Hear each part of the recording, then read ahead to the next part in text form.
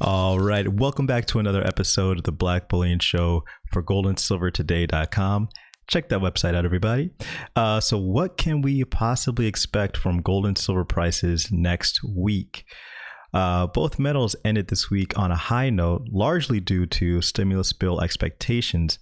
However, with every given day comes multiple pieces of news that send you in one direction and possibly in the opposite direction by the end of the day. And yesterday, was one of those days where, in the morning we got news that Mitch McConnell didn't think that we would have a deal before the election. And then by the end of the day, we got some news that almost contradicted that. Though I do have my suspicions on this later news that I'm going to be sharing with you very shortly. But overall, we're going to relate this and the EU and UK talks to gold and silver's price action for next week. But first, if you're new to this channel, please hit that big red subscribe button right down below. Also, please hit the like button. Helps to get this economic evangelism right on out there to the masses to bring more people into precious metals. Okay, so let's start here. Stocks end higher as Trump lifts stimulus offer to $1.8 trillion. Now, this is the news that I was alluding to. After we get into it, I'll offer a bit of my skepticism. So let's get into it. Stocks finished higher Friday after the White House reportedly increased its stimulus package offer to $1.8 trillion and will take the proposal to congressional Democrats. White House economic advisor Larry Kudlow said on Friday that President Trump had approved a revised stimulus package. The president has approved a revised package. He would like to do a deal, Kudlow told Fox Business. It will be relatively broad-based, but I can't go through details. Treasury Secretary Steven Mnuchin will be discussing the plan with House Speaker Nancy Pelosi later Friday, according to Kudlow. Pelosi told MSNBC she and Mnuchin set aside some time Friday to speak.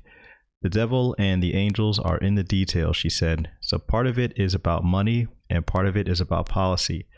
House Democrats passed a $2.2 trillion aid package last week. Trump tweeted on Friday that the relief negotiations are moving along. Go big. Okay, so apparently this updated package is broad-based and not piecemeal like what was offered a couple of days ago. And also apparently we edged up 1.8 trillion from 1.6. And the Democrats version is 2.2 trillion. So this is my hunch, but now, the Republican deal is literally just $0.4 trillion away from the Democrat deal. It almost seems trivial given how large, of spending that, we tend to do at the federal level. On top of this almost trivialness, Trump's now gone back to a broad-based package as opposed to the piecemeal one. So what I honestly think is happening is that Trump isn't in a deal with the Democrats, but he's actually in a deal with the markets. Here's the thing. Trump hangs his hat on how well the markets perform. And with us getting so close to the election, there's no margin for error here. So his deal with the markets is pretty much this. It's like this. Hey, if I keep dragging this negotiation out, you markets stay elevated. Capiche? Don't do what you did on Tuesday of last week when I said talks were off and you guys just fell. So that's essentially what I think Trump is saying here. But that brings us to next week. So let's take a look here. So gold and silver have been elevated by this rising stimulus tide that's pretty much been lifting all boats. But what happens if a bluff is called by the Democrats next week? So let's see what we got here. Gold price enters election countdown mode, but here's what analysts are watching next week. So let's get into it. I just have a couple of sentences here to read from this article. The current trading environment is a risk-on one, noted RJO Futures senior commodities broker Daniel Pavilonis.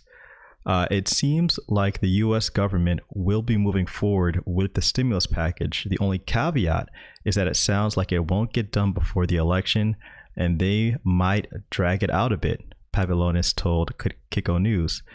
The idea that it is in play is bullish for the metals. However, if the deal falls apart next week, the gold market might see another pullback, Pavilonis warned.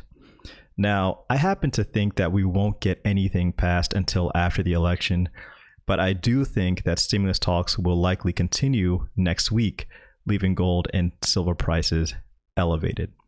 Now, I do think that gold and silver prices will also benefit from this. Pound dollar rate hits month highs as greenback unravels and crunch week looms in Brexit talks. All right, so let's see what's going on here. And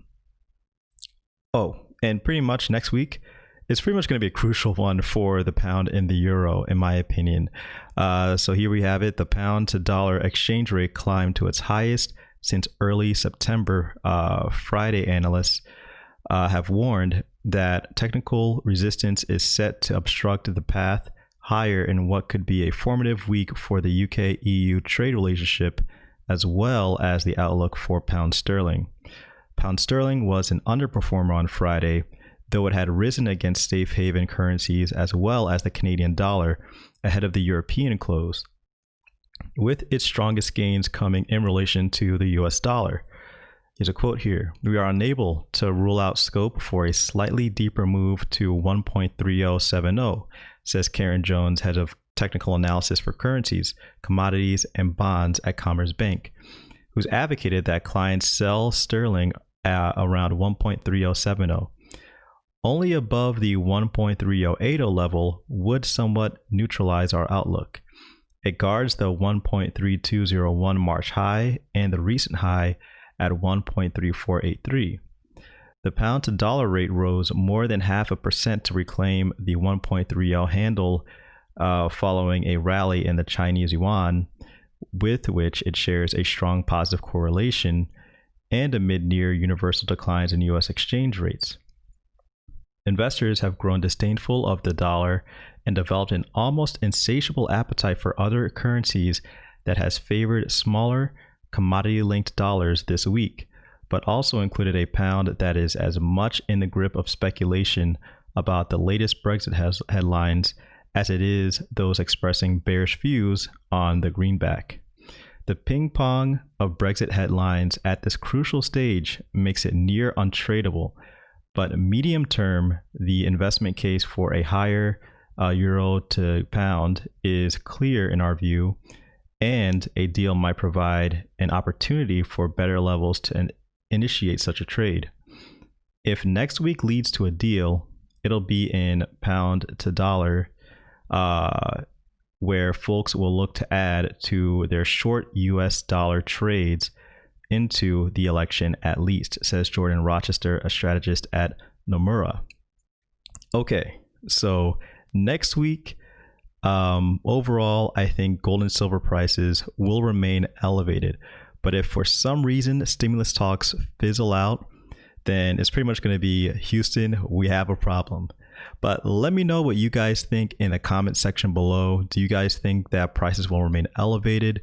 Do you think that the dollar is going to come back if there's going to be a lot of volatility and push prices down? Let me know in the comment section below. Thanks again for watching. Please hit the like button. Please subscribe if you're new. It's Black Bullion for goldandsilvertoday.com.